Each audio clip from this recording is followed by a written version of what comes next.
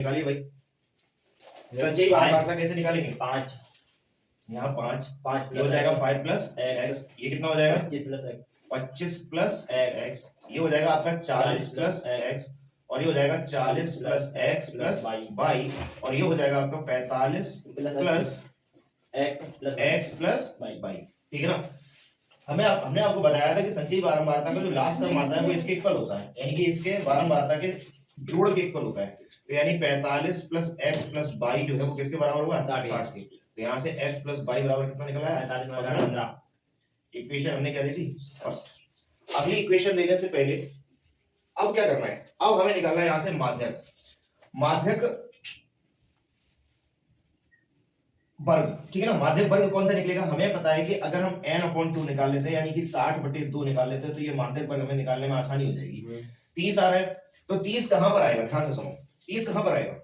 30 40 25 के बाद आ जाएगा सर, 25 प्लस x के नीचे 25 तक नहीं सर, 40 वाले में आएगा। 30 कहां पर आएगा? 40 प्लस x वाले 40 प्लस x। देखो ध्यान से, 40 प्लस, ये तो ऑलरेडी 40 से बड़ा हो गया है। ये ऑलरेडी 40 से बड़ा हो गया है, तो भाई इसमें तो 30 आएगा नहीं। ये इसमें जो है 40 से लेके आगे तक की संख्या आएगी, लेकिन इसमें 25 से लेके 40 से पहले तक की संख्या आ रही है। तो हमारा जो माध्यक वर्ग हुआ वो क्या हुआ? ये वाला। यानी कि जो 30 आएगा वो कहां आएगा? इस वाले में आएगा, ठीक है ना। इसमें आएगा नहीं क्योंकि इसमें 25 से स्टार्ट हुआ है, 30 जो है 25 और 40 के बीच में आ रहा है, तो वो किसमें आएगा? इसमें आएगा, ठीक है ना। तो माध्यक वर्ग हमारा क्या हो गया? यहां से हमें L निकल आया 20। L कितना निकला? 20। आगे और क्या निकालते हैं हम लोग? F निकालते हैं, CF निकालते हैं, ठीक है ना। निकालो FCF, नाम से पता है कैसे लेंगे। ये दे सर जी, सर जी 60 में तो 45 घटाई ना सर जी, तो जी 25 आ रहे। तू यार कहां 25 आ रहे तेरे? शांत बच्चों, वो पागल है। सही है सर जी। एक बाकायदा सा घटाई, एकदम घटाओ सही साल, और कॉपी निकाल एकदम घटाओ। अरे तू कल्लू 25 निकाल बेटा, करो तू सही है ये। हां तो बढ़िया, ठीक है। देखिए क्या होगा, ये माध्यक वर्ग हो गया आपका। क्या हो गया? सारी करा ली बता माध्यक वर्ग। चलिए देखिए ये माध्यक वर्ग हो गया। आगे ध्यान दीजिए, माध्यक वर्ग हो गया। अब हमें क्या निकालना है यहाँ से? F और CF। F क्या होता है? F होता है जो माध्यक वर्ग है इसकी बारंबारता, और CF क्या होता है? संचयी बारंबारता में जो माध्यक वर्ग है संचयी बारंबारता में उससे जस्ट ऊपर वाली CF होती है, ठीक है ना। दोनों वैल्यू हमें पता हो गई, हम यहाँ लिख दें F इक्वल टू कितना हो गया? 20, और CF क्या हो गया आपका? 5 plus x 5 plus x। L आपका पता ही है, और H क्या होता है? वर्ग अंतराल कितना है? 10 का, ठीक है। अब हमारे पास एक फॉर्मूला होता है माध्यक निकालने का। क्या होता है वो माध्यक निकालने का formula? L plus n/2 minus CF upon F और इनटू H, ठीक है ना। ये होता है, तो यहां से निकाल लो भाई। L की वैल्यू कितनी दी गई है? 20 प्लस n/2 n आपका n/2 निकाल चुके हो, कितना आया है? 30 माइनस CF कितना है? 5 प्लस x 5 प्लस x, इसे ब्रैकेट में डालेंगे, और F कितना आया है? 20 और इनटू H मतलब 10। कोई दिक्कत यहाँ पे? माध्यक वर्ग, माध्यक आपका दिया गया है 28.5। 28.5 20 को इधर ले आओगे तो घट जाएगा, 28.5 में से 20 घटा दोगे, इधर बचा आपका क्या? 30 माइनस 5 माइनस x बटे 20 और गुणा 10। 10 से 2 बार खत्म, ये 2 आ गया, 2 का इधर गुणा कर दोगे तो ये हो गया आपका 8.5 यहाँ पे, और 2 का इधर गुणा कर दोगे तो गुणा हो गया। यहाँ पे बचा कितना? 25 माइनस x। कोई दिक्कत? और तो कुछ बच नहीं रहा है, 2 बच रहा था उसका हमने गुणा कर दिया यहाँ पे, ठीक है। ये हो गया 17 बराबर 25 माइनस x। x को इधर ले आओ तो प्लस का हो जाएगा, और 25 17 को इधर ले जाओ तो माइनस का हो जाएगा, तो x बराबर कितना आ गया? 8, ठीक है ना। ये x की वैल्यू आ गई। x का मान समीकरण कहां रख दोगे? 1 में, ठीक है ना। मैं यहां लिख दे रहा हूं, x का मान समीकरण 1 में, x का मान समीकरण 1 में लिख दीजिए। तो x की जगह रखेंगे आप 8 प्लस y बराबर 15, तो y बराबर कितना हो जाएगा? 15 माइनस 8, यानी कि y बराबर 7। x और y दोनों की वैल्यू निकल आएगी। कल आप मैथ्स वाले कर रहे थे, ठीक है ना। सही तो कर रहे, कल बहुत गलत कर रहे थे। हां वो कोई है वो माध्य पड़ गया, माध्य बाद में देखा था, तुम चलेगी उसके बाद। चलिए नेक्स्ट है आपका अगला क्वेश्चन, क्या कह रहे हैं? प्रायिकता का क्वेश्चन आया हुआ है। किसका है? प्रायिकता का। किसी कारण 12 खराब पेन अच्छे 132 पेनों में मिल गए। 4 नंबर आपको सवाल जो है स्क्रीन पर दिख रहा होगा। 12 खराब पेन जो है वो कितने हैं? खराब पेन बराबर 12 और अच्छे पेन कितने हैं?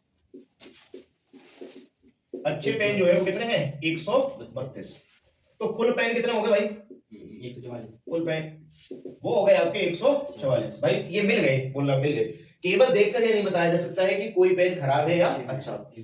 इस मिश्रण में से एक पेन यादराच्छा निकाला जाता है। निकाले गए पेन के अच्छा होने की प्रायिकता बताइए। तो भाई ध्यान से देखिए, पेन की यहां लिखेंगे बाकायदा हम, निकाले गए पेन की अच्छा होने की प्रायिकता, होने की प्रायिकता क्या होगी भाई? प्रायिकता क्या होती है? अच्छे पेन कितने हैं हमारे पास? अच्छे पेन कितने हैं? 132। और कुल पेन कितने हैं? 144।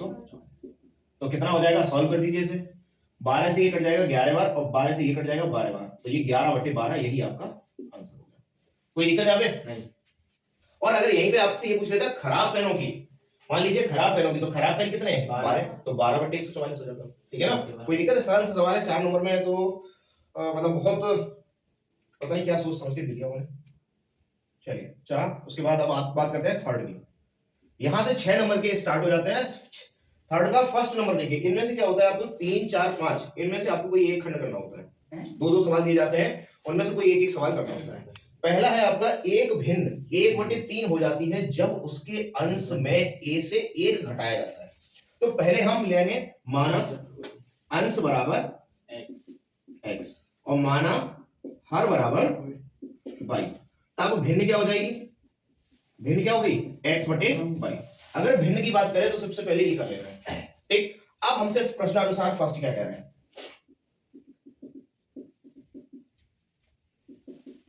फर्स्ट प्रश्नानुसार क्या कह रहे हैं कि भिन्न 1/3 हो जाती है जब उसके अंश में 1 घटाया जाता है। अंश कहां है? ये। जब इसमें से हम 1 घटा रहे हैं तो ये भिन्न किसके बराबर हो रही है? 1/3 के। थोड़ा सा इसे सॉल्व कर लो इसे यहां पे, चलो यही कर देते हैं। तो ये क्या हो जाएगा? x माइनस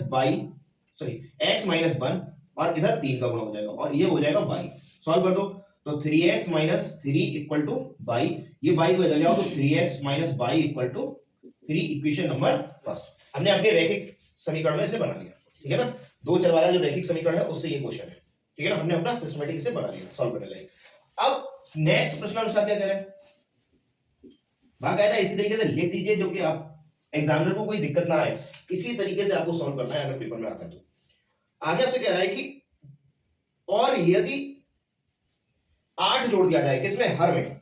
अब बोला है हर में 8 जोड़ दीजिए। अंश को ज्यों का तो रखिए लेकिन हर में क्या कर दीजिए आप? 8 जोड़ दीजिए। तो भाई हर क्या है? y में हमने कितना जोड़ दिया? 8। तो ये संख्या कितनी हो जा रही है? 1/4। 1/4 हो जाती है। ठीक है, तो यहां से मैं सॉल्व करता हूं आगे ना। इसमें भी आप क्या करेंगे? इधर मल्टीप्लाई और इसका इधर मल्टीप्लाई, तो ये हो जाएगा 4x और इसका इधर मल्टीप्लाई करोगे तो y प्लस 8 हो जाएगा। वन में करोगे तो कोई फर्क नहीं पड़ेगा। y को इधर उठा लाओ तो 4x minus y equal to 8। Equation number second. समीकरण फर्स्ट प्लस सेकंड करने पर समीकरण 1 और 2 को क्या कर दिया? जोड़ दिया। विलोपन कर दीजिए चाहे प्रतिस्थापन।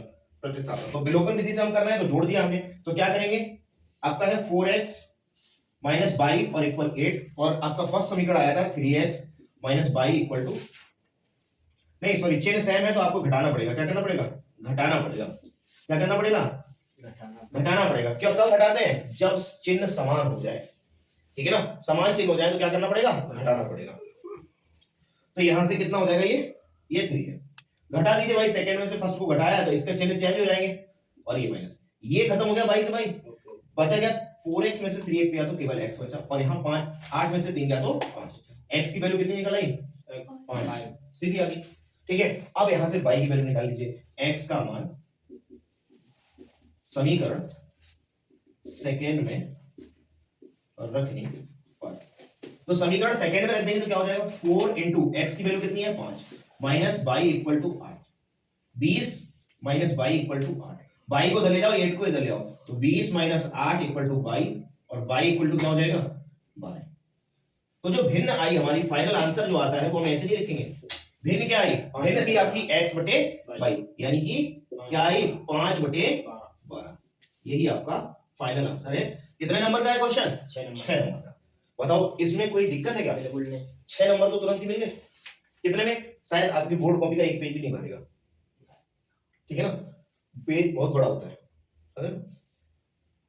कितना बड़ा होता है एक होता है A4 से बड़ा होता है। चलिए नेक्स्ट कोई दिक्कत है इसमें नहीं। अब अगला कह रहा है हमसे 4 नंबर सॉरी थर्ड का अथवा एक और है वो भी कर लेते हैं ठीक है छोड़ना कुछ भी नहीं है सारा कुछ करना है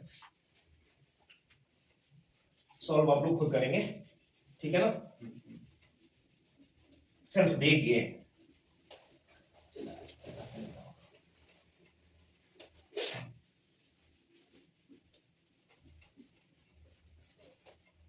चलिए अगला क्या कह रहा है आपसे थर्ड का अथवा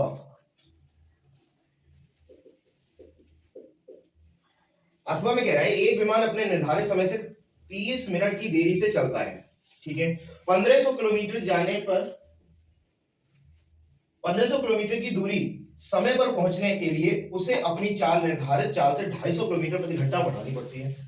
विमान की सामान्य चाल बताइए। तो हमने माना चाल बराबर कितनी x ठीक है ना थोड़ा सा और सिस्टमेटिक लिख लीजिए माना विमान की चाल बराबर x ठीक है। आगे हमें दूरी दी गई है कितनी दूरी जो है वो 1500 किलोमीटर दी गई है ठीक है। अब ध्यान से देखना तो समय कितना लगेगा समय बराबर यहां से कितना लगेगा 1500 बटे x भाई क्या होता है समय बराबर दूरी बटे चाल होती है तो समय कितना लगा 1500 बटे x। जब ये अपने सामान्य चाल से चलता है तब उसको समय कितना लग रहा है 1500 बटे x। इक्वेशन नंबर हमें दे दी क्या फर्स्ट कोई दिक्कत है यहाँ पे। आगे हमसे कह रहा है कि अब उसने क्या किया अपनी चाल को कितना बढ़ा दिया है 250 किलोमीटर बढ़ा दिया है चाल को 250 किलोमीटर पर आवर बढ़ा दिया गया।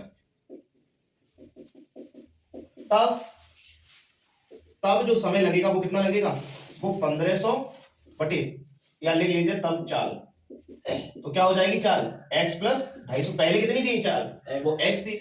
अब जब 250 बढ़ा दी गई है तो कितनी हो जाएगी x प्लस 250 ठीक है ना किताब में वो सवाल भी देखते चलना ठीक है ना 250 बढ़ा दी तो हमने क्या कर दिया x प्लस 250।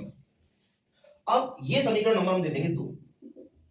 ध्यान से देखो हमसे क्या कह रहा है यहां पर तो अपने समय पर चलना स्टार्ट हुआ है लेकिन यहां पर आधे घंटे बाद चलना स्टार्ट हुआ है समझ गया ना यहां पर क्या किया आधे घंटे बाद चलना स्टार्ट हुआ है। तो समय कैसा लगा हुआ है इसमें भाई समय कम लगा 30 कोई दिक्कत है 30 मिनट कम। चलिए ऐसे कर लेते हैं बाद में ऐसे दूसरे तरीके से करा लेते हैं समय ठीक है ना। अब समय क्या होगा मतलब हमारा जो समय निकला है समय 1 और समय 2 तो इनका डिफरेंस जो है वो 30 मिनट का है ठीक है ना। इसे कम लग रहा है 30 मिनट और इसे ज्यादा लग रहा है तो भाई कम ज्यादा वाले में से कम वाले को घटा दो 30 मिनट बराबर कर दो। तो हमें करना है समय 2 माइनस नहीं इसे ज्यादा लग रहा है सॉरी इसे ज्यादा लग रहा है तो समय 1 माइनस समय 2 बराबर 30 मिनट। ध्यान से देख लो एक बार इसे समय ज्यादा लग रहा है क्योंकि ये अपने टाइम पर चला है और ये इसे समय ज्यादा लग रहा है वो सॉरी कम लग रहा है क्योंकि ये 30 मिनट बाद चलना स्टार्ट हुआ है लेकिन टाइम पर पहुंच गया है समझ गया ना ये टाइम पर पहुंच गया है लेकिन 30 मिनट बाद चलना स्टार्ट हुआ। जैसे मान लीजिएगा टाइम था उसका 2:30 बजे पहुंचने का ठीक है ना तो इसने उड़ान भरी होगी 1 बजे ठीक है ना ध्यान से सुनना इसने उड़ान भरी 1 बजे लेकिन इसने 1:30 बजे भरी 1:30 पे ठीक है ना इसने 1 बजे भरी इसने 1:30 पर उड़ान भरी तो समय किसमें कम लग रहा है इसमें कम लग रहा है और इसमें ज्यादा लग रहा है। तो ज्यादा समय से कम समय को जब घटाएंगे तो उसका जो डिफरेंस दिया गया वो हमें कितना दिया गया है 30 दिया गया है 30 मिनट और हमारा जो यहाँ वैल्यू आई है वो आई है किलोमीटर और घंटे में क्योंकि चाल को भी हमने किसमें माना था किलोमीटर पर आवर में ठीक है ना। तो हमारी आवर में आई है तो इसे हम किसमें कन्वर्ट कर लें किसमें कन्वर्ट कर लें सेकंड बोले घंटे में, घंटे में 0 से 0 1 और ये 2। दो एक मिनट t1 कितना दिया गया आपको 1500 बटे x, मतलब निकाला है आपने, और समय t2 कितना दिया गया है 1500 बटे x माइनस x प्लस 250 वो 250 और बराबर 1 बटे 2। ये आपकी इक्वेशन बन गई। अब इसे सॉल्व करके आंसर निकालना है बस, और कुछ नहीं करना है। तो यहां से आप देखो तो 1500 कॉमन मिल रहा है, थोड़ा सा इक्वेशन को सरल करने के लिए 1500 हमने क्या ले लिया, कॉमन ले लिया। यहां बचा 1 बटे x और यहां पर बचा 1 बटे x प्लस 250 और बराबर 1 बटे 2। सॉल्व करेंगे तो 1500 ऐसे ही रखिए, अंदर एलसीएम लेंगे तो क्या आ जाएगा x और x प्लस 250, तो इसका यहां गुणा हो जाएगा तो x प्लस 250 हो गया, और इसका यहां गुणा हो जाएगा तो माइनस का x हो गया, बराबर 1 बटे। इससे ये खत्म हो गया x से x, ऊपर ध्यान दो तो क्या हो गया 1500 और 250, और बटे में क्या बचा एक्स स्क्वायर और प्लस का 250x। कोई दिक्कत है, और बराबर 1 बटे 2। एक काम कीजिए, 2 का भी इधर गुणा कर दीजिए और इसका इधर गुणा कर दीजिए, और इन दोनों का भी आपस में मल्टीप्लाई कर दीजिए। तो इन दोनों का आपस में मल्टीप्लाई करोगे कितना होगा 37,500 नहीं 3,75,000 होगा। हाँ। 3 तो ये जीरो ही हो गए, और इन दोनों का गुणा 375 हो गया, ठीक है ना, और गुणा 2, अभी इसमें 2 का गुणा और करना पड़ेगा। बहुत अच्छी इक्वेशन बन रही है भाई, एक्स स्क्वायर प्लस का 250x, ठीक है। तो 2 का भी गुणा कर लो भाई इसमें, ये हो गया 0, ये हो गया 0 0 और 0 5 7, यस यही आएगा, और equal x square plus 250x। इसे हम इधर लेके जाते हैं तो क्या हो जाएगा, थोड़ी सी जगह कम है यहाँ पे, मैं इरेज करके इधर साइड पे कर देता हूँ।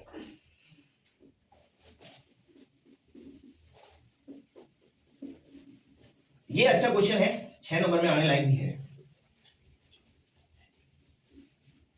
ठीक है। चलिए, तो यहां से आपकी जो 7,50,000 है उसे हम इस साइड पे ले आएंगे, तो क्या हो जाएगा एक्स स्क्वायर प्लस का 250x और माइनस का 7,50,000 इक्वल 0। अब इसके फैक्टर करने हैं, हमें फैक्टर करने हैं, 7,50,000 के फैक्टर कीजिए, घटाने पर क्या मिले 250, करिए। तो एक सिंपल सा मैं बता रहा हूं आपको, धराचार्य से भी बहुत लंबा जाएगा। इसे हम लिख सकते हैं 1000 गुणा 750, लिख सकते हैं, सिंपल हो गया सिंपल। और 1000 में से अगर 750 घटाओगे तो कितना बचेगा 250 बचेगा। कोई दिक्कत है इसमें, चलिए। तो इसकी जगह पे हम रख सकते हैं एक्स स्क्वायर प्लस 1000 माइनस 750 और x माइनस का 75,000, sorry 7,50,000, x square plus 1000x minus 750x और माइनस का 7,50,000 बराबर 0। इन दोनों में से और इन दोनों में से क्या कॉमन आ रहा है x प्लस 1000 बचा, और यहां से आपको 7,750 कॉमन मिल रहा है, वो भी माइनस का, तो यहां बचा x और यहां से 750 कॉमन चला गया तो बचा कितना 1000। सर प्लस हो जाएंगे ना वो तो, कहां पे ब्रैकेट सॉरी ब्रैकेट में प्लस हो जाएगा, माइनस इन कॉमन ले लिया। तो अब क्या बचा यहाँ पे, एक ब्रैकेट में तो एक x प्लस 1000 कॉमन मिल रहा है, बचा क्या है x माइनस 750 और बराबर 0।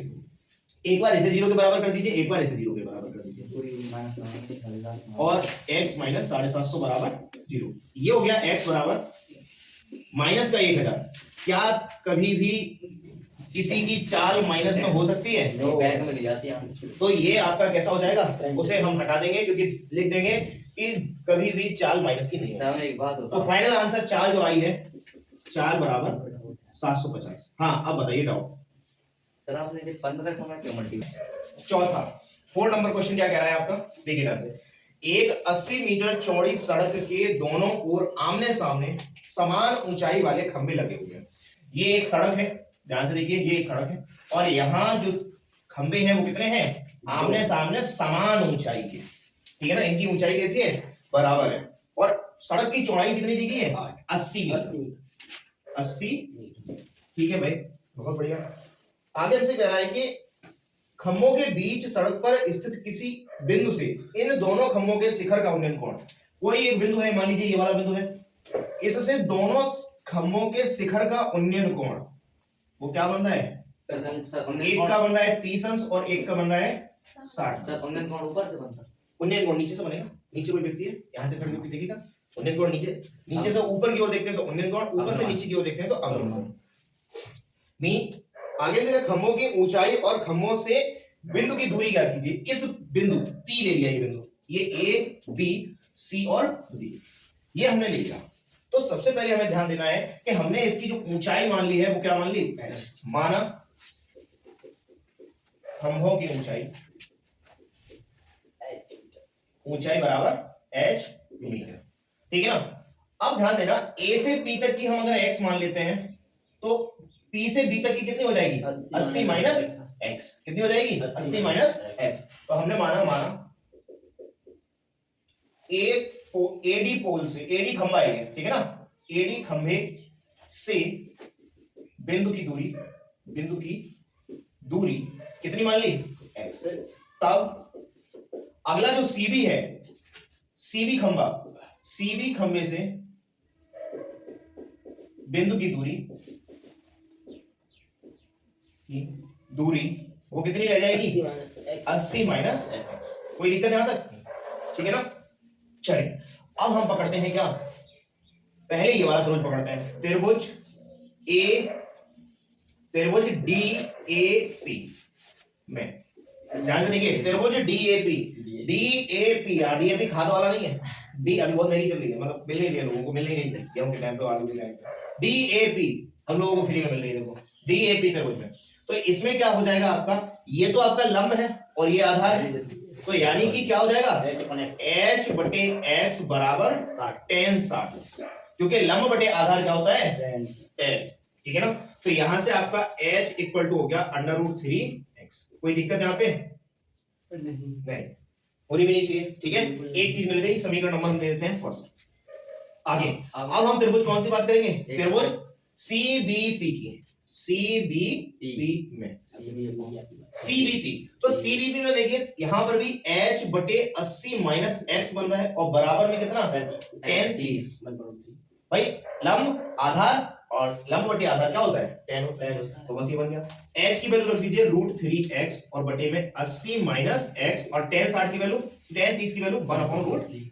इसका यहां मल्टीप्लाई करोगे तो 3x हो जाएगा और इसका यहां मल्टीप्लाई करोगे तो 80 माइनस x को इधर ले आओ तो 3x plus x equal to 80, तो 4x इक्वल टू 80 और x इक्वल टू सीधा लिख दो 20 मीटर, ठीक है। एक चीज निकल आई x की वैल्यू। अब हमें निकालना है क्या, हमें पूछा गया था इस बिंदु की स्थिति क्या होगी, तो हम लिख देंगे बिंदु जो है, बिंदु AD खंबे से कितनी दूरी पर है, x दूरी पर था। कितने दूरी पर था, AD खंबे से बिंदु की दूरी कितनी थी, x। तो बिंदु AD खंबे से 20 मीटर दूरी पर है, 20 मीटर दूरी पर है। एक आंसर हो गया, हमसे खंबे से बिंदु की स्थिति भी पूछी गई थी और दूसरे आंसर में हमसे पूछा गया है खंबे की ऊंचाई। तो h बराबर √3x है और x की वैल्यू उठा के यहां पुट कर दीजिए, तो कितना हो जाएगा, 20√3। तो ये हो गया h बराबर 20√3। कोई दिक्कत है नहीं, हाइट एंड डिस्टेंस वाले वैसे भी सरल होते हैं। एक वाला है 100%, हाँ तो निश्चित आता है, त्रिकोणमिति के अनुप्रयोग में से एक निश्चित आएगा। एक और है, वो भी त्रिकोणमिति के रेशियो से ही आया हुआ है, 4 का अथवा। देखिए अगला क्या कह रहा है हमसे, भूमि के एक बिंदु से 20 मीटर ऊंचे खंबे के शिखर पर लगी मीनार के तल और शिखर। चलिए भाई देखिए, पहले चित्र बनाएंगे, अगर चित्र बना लिया तो सब सरल हो जाएगा और अगर चित्र नहीं बना पा रहे हो तो सब कुछ ठीक है। देखिए भूमि के एक बिंदु से 20 मीटर ऊंचे भवन के शिखर पर, एक भवन है यहां पर, ठीक है ना, ये हमने ले लिया A और B भवन हो गया। यहां एक बिंदु है भूमि पर, भूमि के एक बिंदु से 20 मीटर ऊंचे भवन, भवन की ऊंचाई कितनी दी गई है, 20 मीटर, और भवन कहां तक है, यहां तक। इस पर एक क्या लगी है, मीनार लगी है, ठीक है ना, इस पर एक क्या लगी है, मीनार लगी है। मीनार का तल कहां पर है, ये मीनार का तल है, ये क्या है, तल, और ये मीनार का क्या है, शिखर। अब ध्यान से देखना, बोल रहा है कि मीनार के तल और शिखर का उन्नयन कोण, मीनार के तल का और शिखर का। ओके, जो उन्नयन कोण है वो तल का तो है कितना, 45 अंश, और इसका कितना है, 60। A B C और इसे दे दिया हमने D। अब ये डिस्टेंस हमें निकालनी होगी, h ये निकालनी है, और मीनार की ऊंचाई ये भी, h/x तो ये हमने मान ली h और ये x ले ली, ठीक है ना। CD इसकी दूरी की हमें जरूरत नहीं है, x का मान नहीं भी निकालोगे तो भी कोई दिक्कत नहीं, लेकिन हमें निकल ही आएगा। हम सबसे पहले बात करेंगे, अगर आपने ये चित्र बना दिया तो आगे कुछ करने की जरूरत नहीं है, अब सीधा सीधा लिखना चालू करो। माना मीनार की ऊंचाई, लिख देता हूं थोड़ा सा, माना मीनार की ऊंचाई बराबर h, और टोटल ऊंचाई कितनी हो जाएगी 20 प्लस h।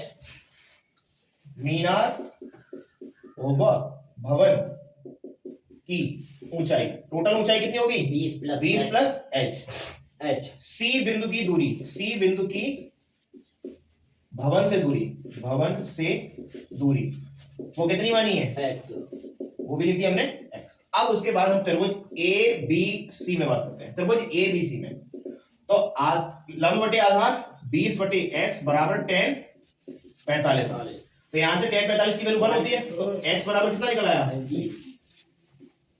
अगला त्रिभुज लेंगे हम कौन सा, पूरा DBC, त्रिभुज DBC में डीवी अपॉन बीसी, तो DB बटे C, DB बटे BC बराबर tan 60। अब ध्यान दीजिए DB कितना है, DB ये पूरा आएगा 20 प्लस h और BC कितना है x, और tan 60 की वैल्यू √3। तो यहां से हो जाएगा आपका 20 प्लस h बराबर √3। x की वैल्यू ये है, तो h बराबर इसे उधर ले जाओगे तो 20 √3 प्लस का 20 सॉरी माइनस का 20, तो h बराबर हो गया 20 √3 माइनस 3। यही आंसर हो गया, ठीक है ना। इतना आंसर लिखेंगे तो कोई दिक्कत नहीं है। बाकी अगर आपको चाहे तो क्या कर सकते हैं, √3 का मान भी रख सकते हो, क्या 1.732 माइनस 1, तो कितना हो जाएगा 20 गुणा 0.732। सॉल्व करके आंसर आपको निकालना है, h की वैल्यू आ जाएगी। कोई दिक्कत यहाँ पे अभी कराओगे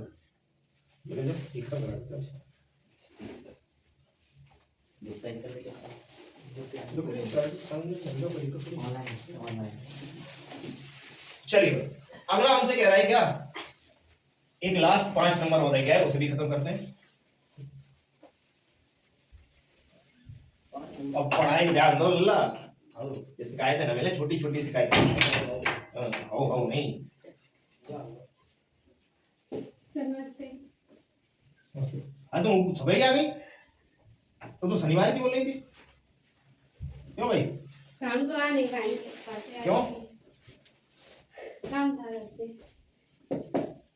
दुनिया को सभी काम मुफ्त में करता है, क्या क्यों भाई? क्या करेंगे, मजबूरी है। चलिए भाई अगला 5वां नंबर देखो, और यहाँ पर 5 का अथवा वाला देखेंगे, ठीक है। दोनों का पहला हमसे ये कह रहा है कि लकड़ी का, और एक हमें चित्र भी दे दिया गया है, ध्यान दो चित्र क्या दिया गया है, एक बेलन है,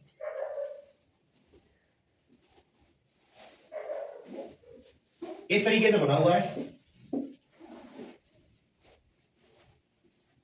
इसकी जो त्रिज्या दी गई है वो 3.5 सेंटीमीटर दी गई है, इसकी जो हाइट दी गई है वो 10 सेंटीमीटर दी गई है, ठीक है ना। चलिए क्या कह रहा है, सवाल को पढ़ते हैं। लकड़ी का एक ठोस बेलन के प्रत्येक सिरे पर एक अर्धगोला खोद कर, अच्छा क्या बनाया गया इस पर, अर्धगोला, ऊपर साइड पर भी और नीचे साइड पर भी, ठीक है। अब ध्यान से सुनना, मैंने आपको बताया था जब खोद के निकालेंगे तो आयतन क्या हुआ, कम हुआ, ठीक है ना। और अगर हम अर्धगोला इस पर लगा देते हैं ऊपर से तो आयतन बढ़ जाएगा, कम हो गया। अब आगे देखिए, प्रत्येक सिरे पर अर्धगोला खोदकर निकालते हुए चित्रानुसार एक खिलौना बनाया जाता है। यदि बेलन की ऊंचाई 10 सेंटीमीटर है और आधार की त्रिज्या 3.5 सेंटीमीटर है तो इस खिलौने का संपूर्ण पृष्ठीय क्षेत्रफल ज्ञात करना है। क्या ज्ञात करना है, संपूर्ण पृष्ठीय क्षेत्रफल। तो ध्यान से देखेंगे, हमें r दी गई है कितनी 3.5 सेंटीमीटर, h दी गई है कितनी 10 सेंटीमीटर। आगे हमसे कह रहा है कि संपूर्ण पृष्ठीय क्षेत्रफल, संपूर्ण पृष्ठीय क्षेत्रफल। बड़ा ध्यान से देखेंगे क्या होगा, पहले तो ये बेलन का वक्र पृष्ठीय क्षेत्रफल होगा, क्योंकि बेलन कहां है, इसके घुमा हुआ जो है वो वक्र पृष्ठीय है बेलन का, ठीक है ना, वो ले लिया हमने। तो क्या लिखेंगे, बेलन का वक्र पृष्ठीय क्षेत्रफल प्लस, अगर आयतन की बात करता तो माइनस करते हैं, आयतन तो बात किया नहीं है, हमने पूछा नहीं है।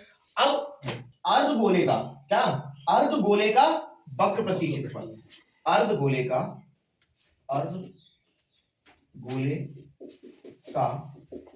वक्र पृष्ठीय क्षेत्रफल, अर्धगोले का वक्र पृष्ठीय क्षेत्रफल यानी कि ये हो गया। अब वक्र पृष्ठीय क्षेत्रफल 2 बार आएगा 2 बार, तो क्या हो जाएगा इसमें 2 का गुणा कर दीजिए। ये हमारा फॉर्मूला बन गया। अगर फॉर्मूला बना लिया तो सवाल बहुत आसान हो जाएगा। अब बेलन का वक्र पृष्ठीय क्षेत्रफल क्या होता है? बेलन का वक्र पृष्ठीय क्षेत्रफल 2 पाई RH यही होता है। ये ध्यान चौपटिया ले गया, क्या होता है? 2 पाई तो ले गया प्लस 2 गुणा अर्धगोले का वक्र पृष्ठीय क्षेत्रफल क्या होता है? 2 पाई R स्क्वायर। ये होता है अर्धगोले का वक्र पृष्ठीय क्षेत्रफल। ठीक है ना? आगे ध्यान दीजिए, यहां से आपको 2 पाई R कॉमन मिल रहा है, तो 2 ले लिया, पाई ले लिया और R ले लिया। यहां पर बचा क्या? H, और यहां पर बचा 2 और यहां पर एक R भी बच रही है। देखो ध्यान से, बच रही है या नहीं? बच रही है। ठीक है, अब वैल्यू रख दीजिए। 2 पाई की वैल्यू 22/7, R की वैल्यू कितनी है? 3.5, ब्रैकेट H की वैल्यू है 10 और 2 into 3.5। कोई दिक्कत है? वैल्यू रख दी यहां से, तो ये 3.5 से 2 टाइम कैंसिल और 2 से ये रूट खत्म। आगे क्या बचा? 22 बाहर बचा है और अंदर बचा है 10 प्लस ये 7 हो जाएगा, तो ये हो गया 22 गुणा 17 सेंटीमीटर स्क्वायर। यहां से इनका गुणा कर लो, 34 हासिल 3, 17 दूनी 34, 35 36 37 सेंटीमीटर स्क्वायर। यही इसका वक्र पृष्ठीय क्षेत्रफल। क्या 6 नंबर पे सरल है सर के हिसाब से ये काफी सरल क्वेश्चन है। ठीक है ना? कोई दिक्कत है यहाँ पे? चलिए एक लास्ट क्वेश्चन बचा हुआ है, वो भी देख लेते हैं। एक ठोस एक अर्धगोले पर खड़े शंकु के आकार का है। किसके आकार का है? अर्धगोले पर। अर्धगोला ये बना हुआ है, इस पर क्या है? शंकु आरोपित है, शंकु अध्यारोपित है। ये शंकु बना दिया हमने। ठीक है, चलिए भाई अब कह रहा है शंकु और अर्धगोले की त्रिज्याएं समान है। त्रिज्याएं समान है तो भाई दोनों की जो बेस के त्रिज्याएं है वो कैसे होंगी? इक्वल। आगे हमसे कह रहा है कि इनकी माप 3 सेंटीमीटर है। इनकी माप कितनी है? 3 सेंटीमीटर, यानी कि त्रिज्या की माप कितनी है? वो 3 सेंटीमीटर हमें दी गई है। ठीक है भाई, R बराबर लिख लेते हैं हम लोग, R बराबर 3 सेंटीमीटर।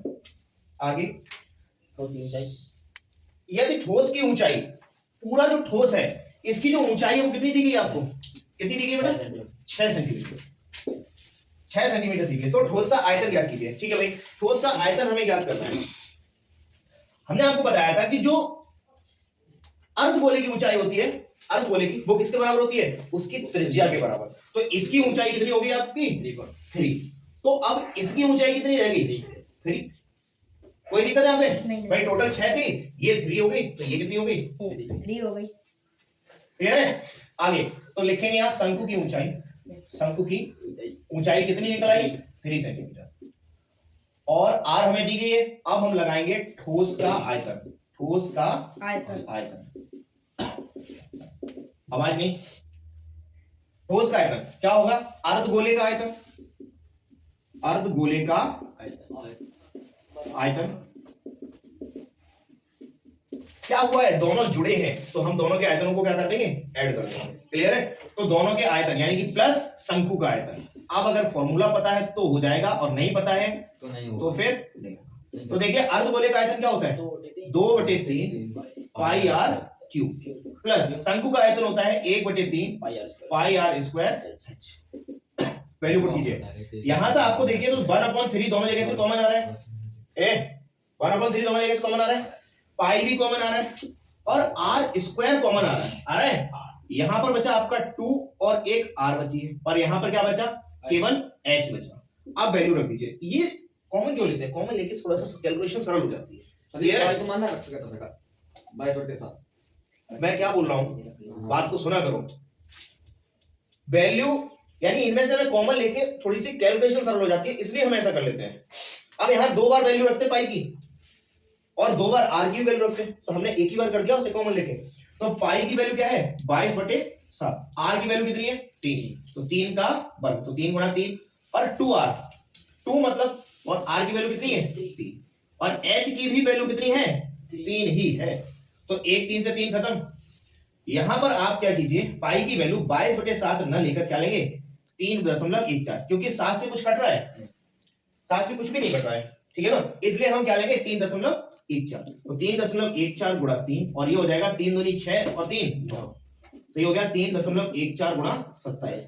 और कैलकुलेट करके आंसर कौन निकालेगा? इसका जो आंसर आएगा वो क्या आएगा? किसमें आएगा? सेंटीमीटर। अगर आपने मात्रक नहीं लिखा तो आधा नंबर कट हो जाएगा। क्लियर है? तो ये आपका पहला